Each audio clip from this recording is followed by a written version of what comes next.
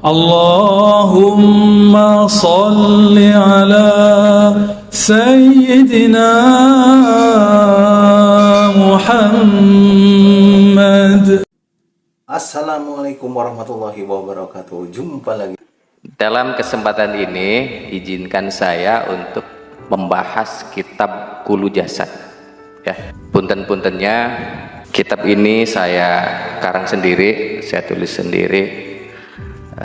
Saya hanya merasa banyak kekurangannya di dalamnya. Tapi pribadi saya sendiri, saya hanya berusaha menampilkan semaksimal saya untuk salik-salik agar perjalanan rohaninya itu dimudahkan.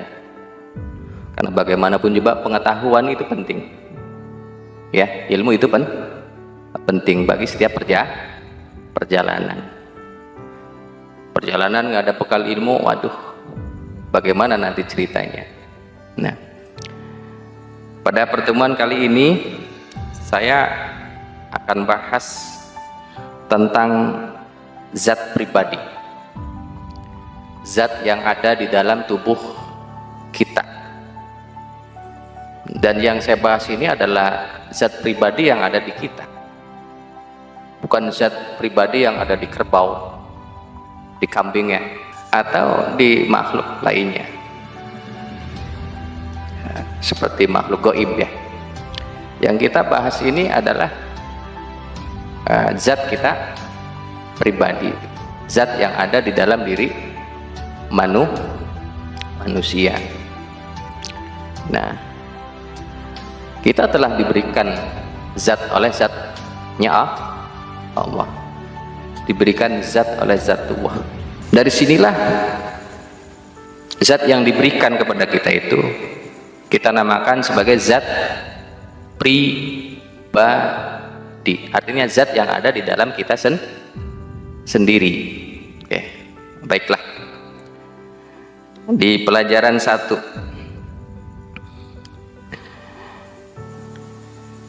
tidak di sana, tidak di sini, tidak di mana saja, manusia itu satu zatnya.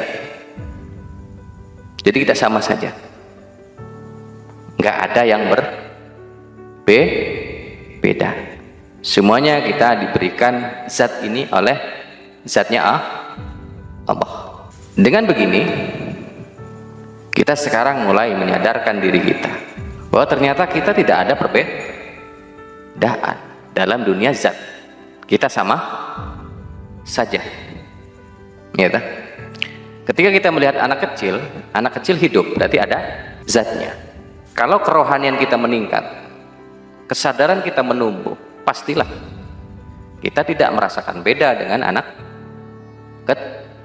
kecil, karena sama hidup, sama ada zatnya. Nah, ketika kesadaran kita rendah,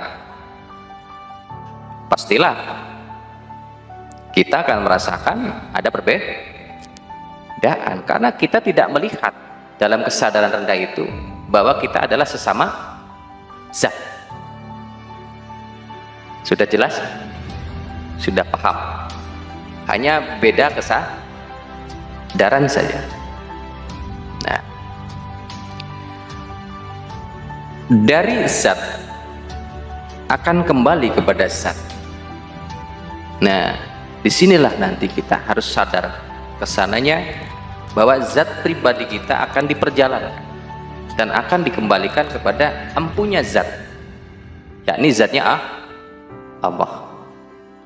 Karena kita berasal dari zatnya, kita akan kembali kepada zatnya Allah. Kalau sampean pernah dengar kita berasal dari Allah, pasti akan kembali kepada Allah. Timur dan barat, zat manusia terhubung dengan zatnya. Jadi tidak Anda yang di Cirebon dan tidak si A yang di Baghdad, ya, yang di Eropa, ya, yang di mana saja, ternyata semuanya terhubung. Jadi kalau kita tafsirkan sekarang bahwa apa yang ada di bumi ini, manusia ini ternyata satu keluarga. Nah, jadi dengan ini kesadaran kita juga harus meningkat, harus terus menumbuh. Siapapun manusianya, di negara apapun dia berada, mari rasakan, walaupun kita belum melihatnya. Namanya juga proses, namanya juga pengembangan. Ya, kita katakanlah belum pernah ke Madinah, belum pernah ke Mekah, ya, atau ke Baghdad, atau ke Syam. Tapi nggak apa-apa, yang namanya juga pengembangan. Daripada kita berdiam diri, tidak menggerakkan rohani, gerakan saja, rasakan saja, rasakan bahwa mereka itu adalah satu zat dengan kita. Timur dan barat, zat manusia terhubung dengan zatnya. Siang malam, zat manusia bersama zatnya. Ini saudara, suatu kesadaran yang luar biasa bagi seseorang yang sudah terbuka bahwa siang dan malam ternyata kita itu terhubung dengan zatnya Allah. Kita terhubung itu bukan dari ketika kita zikir saja, tidak.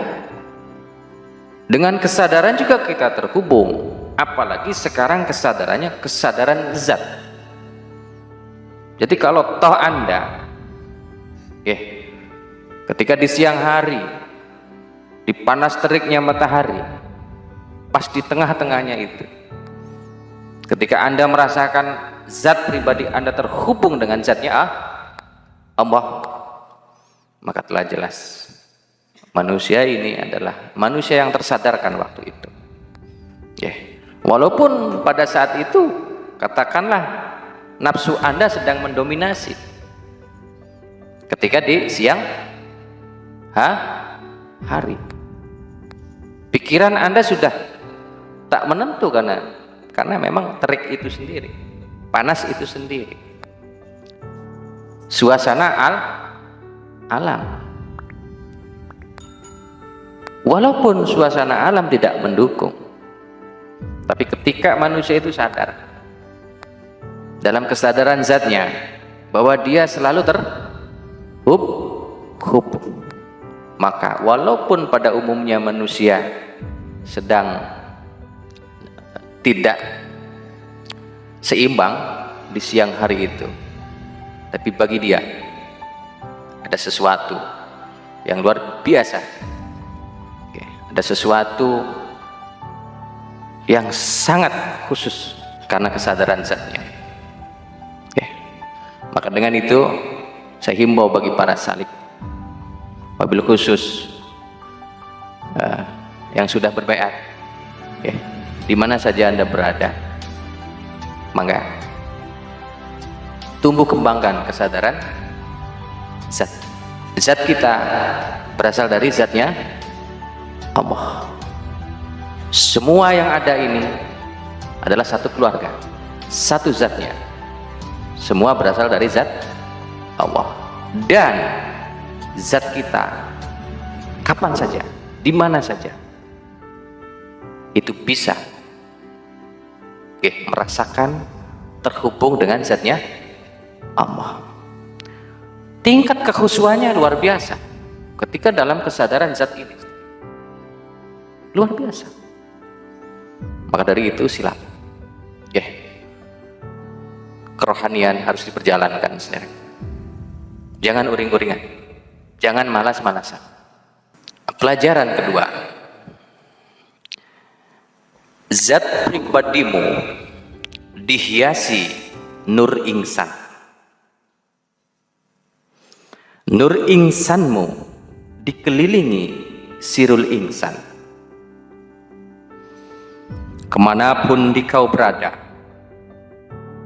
rupamu elok bagai pelita.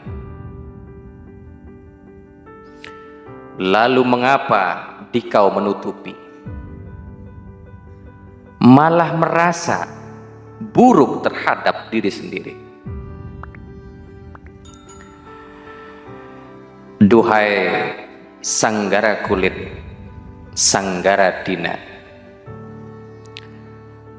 mengapa berat? Padahal masalahnya ada di rasa. Janganlah takut, rasakanlah di sekelilingmu, di sekeliling zat, indah seindah surganya. Ini sekali ya Kang ya, nggak tahu nih saya. Yang penting kita semakin hari harus semakin berproses agar kehidupan kita makin dirasakan indah. Ya, tak? Jadi zat pribadi kita ini ternyata dihiasi oleh nur insan. Nah, nanti ada pelajaran nur insannya. Kita globalkan dulu, kita ringkas dulu. Nanti nur insan ini dikelilingi juga oleh sirul insan, ya, rasa kita sendiri. Yang jadi masalah mengapa kita menutupinya? Mungkin dari dulu sampai sekarang kita masih banyak mengenali dunia luar dibanding dunia dalam. Tapi ketika kita mengenal ini, ketika kita mendengarkan ini, ketika kita nanti berjuang dengan cara ini, maka diyakinkan, dipastikan, sampean akan merasa indah.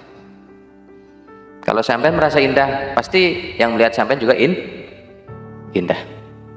Dengan begini kita mulai. Oh, ternyata zat kita pribadi itu ada nur insannya, nur kita sendiri. Oh, ternyata di luarnya itu lagi ada yang meliputi, namanya sirul insan. Betapa indahnya kita ini berarti. Cuman untuk melihat keindahan itu, karena kesadaran kita masih rendah, maka kita nggak seperti melihatnya. Jangankan melihatnya, Kang, sekarang juga saya baru tahu begitu.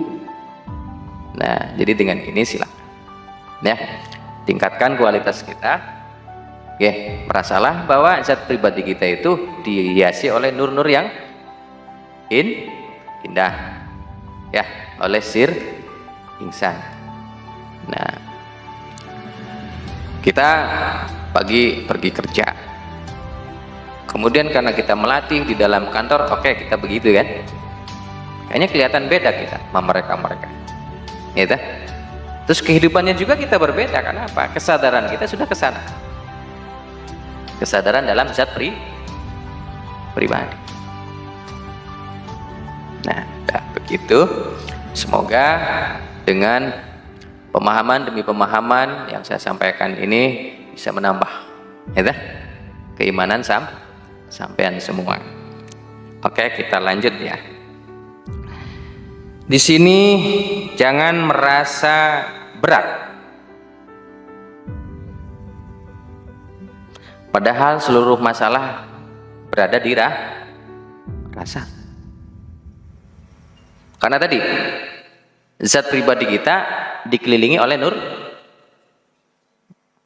nur dikelilingi oleh sir. Dari sinilah rasa itu. Nah, jangan merasa berat, karena masalah itu ada di rasa. Sampai dalam kehidupan ini mengolah rasa, ya, ya.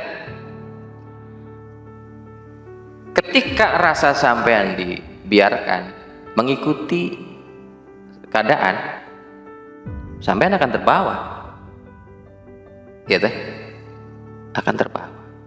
Contoh saja, ketika sampean kumpul dengan katakanlah suatu kelompok, katakanlah 5 orang, dan ketika 5 orang ini membahas apa, katakanlah dunia rendah, maka mungkin saja rasa sampean akan mengikuti.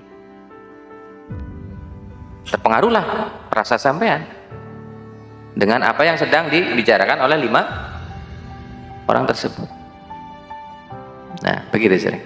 Tapi ketika sampean dalam kesadaran apa? Zat ini, apapun pengaruhnya akan menjadi indah bagi Anda.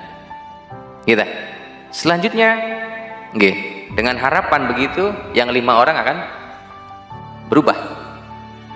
Ada energi yang mengalir khusus ke mereka sehingga mereka berhenti. Gitu. Membicarakan dunia rendah. Ada sesuatu yang luar biasa dengan kedatangan kita itu, sehingga mereka yang ber-5 itu berhenti, merasa nyaman, gitu, merasa tenang, merasa tentrem. Ada sentuhan baru bagi mereka, dan mereka bisa saja tersadarkan waktu itu. Inilah kekuatan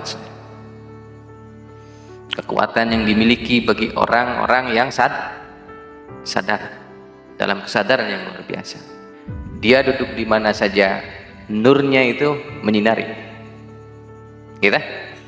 Sirnya itu merampah, mengalir kepada sir-sir yang lainnya.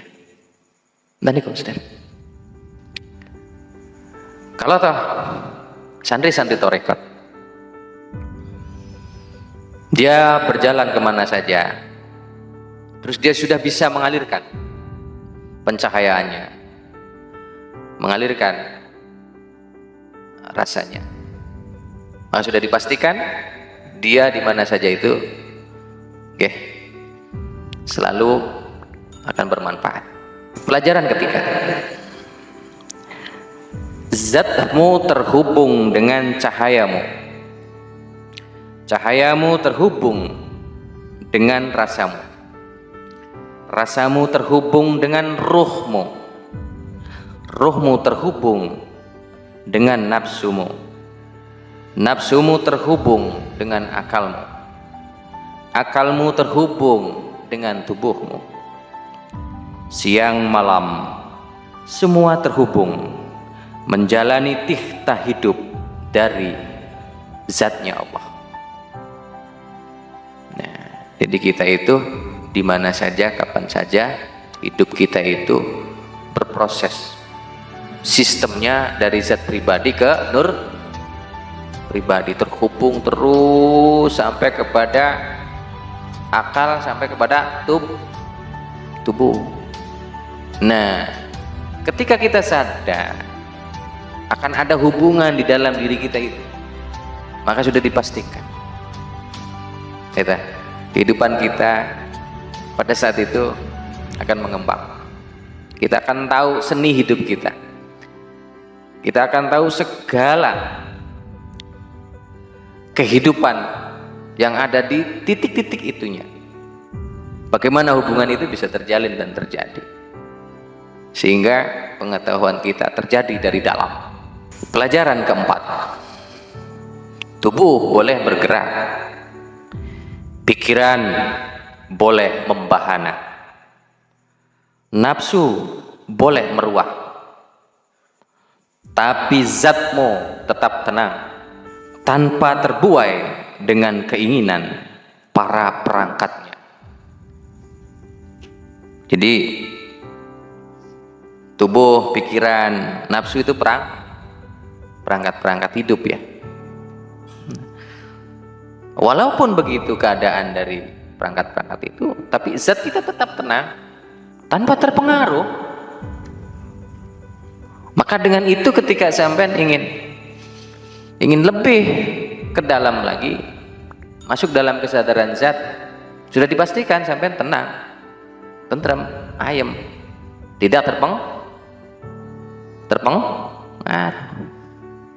itu saudara, tenang, tidak terasa apa-apa, saking tenangnya, kosong bersama zatnya. Ini saudara.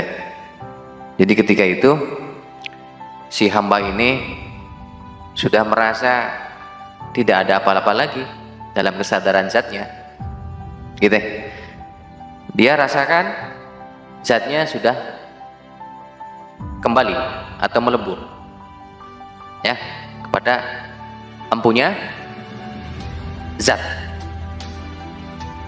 atau zatnya ini sudah merasa tersambung dengan yang empunya zat. Tenang sekali, tanpa ada rasa apapun. Ada rasa dunia, rasa materi, ada juga rasa kelangitan. Rasa kelangitan dalam dunia thariqah kita dinamakan sebagai rasa, tinggal dikasih huruf H saja, dimana rasa kita itu hanya merasakan rasa yang melampaui rasa, rasa yang di atas rasa, dan tidak ada rasa-rasa lainnya kecuali rasanya bersama Allah. Itu saudara. Nah, rasanya sudah merasakan karena kesadaran zat tersebut, sehingga berproses dalam detik-detik itu, dan akhirnya kita mendapati diri tenang, tentrem, tidak terasa apa sampai begitu nanti. Sampai begitu, saking nikmatnya, jadi seperti terlelap, ya. Pelajaran kelima, berusahalah terus menenggelamkan diri ke dalam zatmu sendiri. Di sini tenang, di sana tenang, di mana-mana di kau tenang, dan menenangkan. Itulah titipan guru-guru tarekat kepada para penerusnya. Teruslah berkembang mengenal zat pribadimu sampai zatmu melebur dalam zatnya. Berarti ada pelajaran dari guru-guru bahwa kita terus mengembangkan diri dengan kesadaran zat pribadi. Kita terus berusaha supaya di sini tenang, dimanapun tenang, di mana saja kita tenang. Nah, kalau bicara fakta, kita juga harus nih. Ketika sampean memegang 1 miliar dengan memegang 5.000, kira-kira tenangan mana? Pernah memegang uang 5.000? Sering. Memegang 1 miliar? Wahaha. Iya. Belum pernah. Iya. Iya. Ketika siang dengan malam, kira-kira sampai tenangnya ada di apa? Di siang apa di malamnya? Ya. Ketika di rumah dengan istri, dengan anak, dan ketika di luar tidak ada istri dan tidak ada anak, tenang di mana kira-kira? Inilah saudara, orang lain tidak akan pernah bisa menjawab dengan tepat kecuali diri kita sendiri. Kita sendiri yang tahu. Nah, dengan ini disimpulkan, setiap kesadaran manusia berbeda-beda dimanapun dia berada. Kadang ada orang 6 kumpul, tenangannya berbeda-beda, ya. Tetapi ketika kita tenang, tetapi ketika kita dalam kesadaran zat pribadi itu, insya Allah dengan izin Allah, pengaruhnya akan bisa mempengaruhi yang lain di sekitar kita. Begitulah orang-orang bertarekat. Di samping mempelajari diri pribadinya, dia juga harus sering memberikan kita manfaat pada yang lain. Dengan begini, saya harapkan kepada seluruh saleh di mana saja. الصلاة والسلام Pandai-pandailah عليك memperdalam diri يا walaupun keadaan سيدي sampai يا masih kurang seimbang حبيبي dalam dunia يا ekonomi, أبا الأرواح dalam dunia usaha, يا dalam dunia apapun, walaupun kurang رسول seimbang. الله. Tapi lagi-lagi saya ingatkan, karena ini kesadaran terindah. Ingat, beban itu hanya dirasa. Beban itu hanya dirasa. Maka rasakanlah rasa sampean dengan merasa ada nur yang indah, yang mengelilingi zat pribadi Anda. Dan zat itu selalu terhubung dengan zat Allah. Hubungkanlah kesadaran sampean dengan zat Allah. Kalau sebelumnya disertai dengan zikir, silakan. Lebih bagus lagi. Karena ini kesadaran zat, maka zikirnya juga zikir. Mangga. Okay. Insya Allah dengan hari berhari, minggu per minggu, dan terus berganti bulan dan tahun ke tahun, saya yakin dari sekarang ketika sampean mengolah kesadaran zat pribadi ini, saya yakin, katakanlah 2 tahun kemudian, saya yakin sampean berbeda dari sekarang. Di penutup ini saya sedikit memberi gambaran bahwa Jawa ketika diislamkan itu, beliau-beliau yang hadir di sini, thariqahnya adalah salah satunya adalah Satoriyah, termasuk Mbah Sunan Ampel, ya, karena bapaknya beliau Syekh Ibrahim Semarkandi itu murid langsung dari Syekh Abdullah Sattar, pendiri thariqah Satoriyah. Dari Sunan Ampel terus dikembangkan, ya, Sunan Bona, Sunan Kalijaga, itu semua Satoriyah, ya. Alhamdulillah di Jawa Barat juga, Mbah Sunan Gunung Jati, alhamdulillah Mbah Sultan Hasanuddin di Banten di sana, semua bergerak, dan mereka semua dalam salah satu thariqahnya ada thariqah Satoriyah. Turun, ya toh, ada Sultan Agung, ya, itu juga Satoriyah, Pangeran Diponegoro, itu juga Satoriyah. Kesultanan kita di Cirebon beserta para kiai-kiainya, pesantren-pesantrennya, dulu bergerak, terus membumikan thariqah Satoriyah. Zaman berkembang zaman, keadaan berubah keadaan. Nggak tahu bagaimana tafsir masing. Tafsir kalian nanti seperti apa? Semuanya akan sesuai dengan pandangan-pandangan jenengan-jenengan. Tapi yang jelas, bila mana sudah dirasakan bahwa sekarang kita harus bangkit, maka kita boleh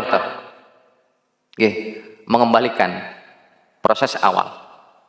Ya dah?